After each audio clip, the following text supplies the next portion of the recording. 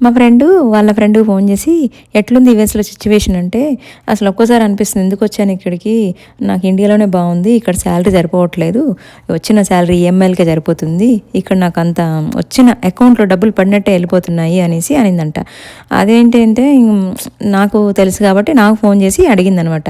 "ఏంటి ఇలా ఉంది, ఇలా అంటుంది" ఇట్లా అంటే కొంచెం బ్యాక్‌గ్రౌండ్ ఎంక్వైరీ చేశామనమాట. ఎంక్వైరీ చేస్తే ఆమెకి హైదరాబాద్‌లో ఒక ఫ్లాట్ ఉంది, అపార్ట్మెంట్ ఉంది. ఇక్కడ లగ్జరీ కార్ ఉంది, లగ్జరీ అపార్ట్మెంటు. మనం అన్నీ మెయింటైన్ చేస్తున్నామంటే మన అకౌంట్లో పడినట్టు ఎందుకుంటాయండి, ఖర్చు అయిపోతాయి కదా.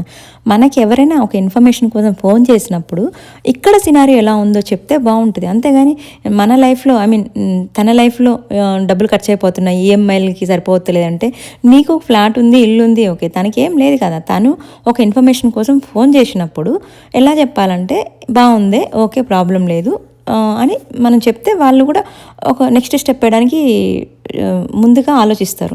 అలా ముందరే మనం భయపెట్టేస్తే అసలు వాళ్ళు నెక్స్ట్ స్టెప్ వేస్తారా అండి? ఇక్కడ సిచ్యువేషన్ ఏముందో అది చెప్తే సరిపోతుంది కదా.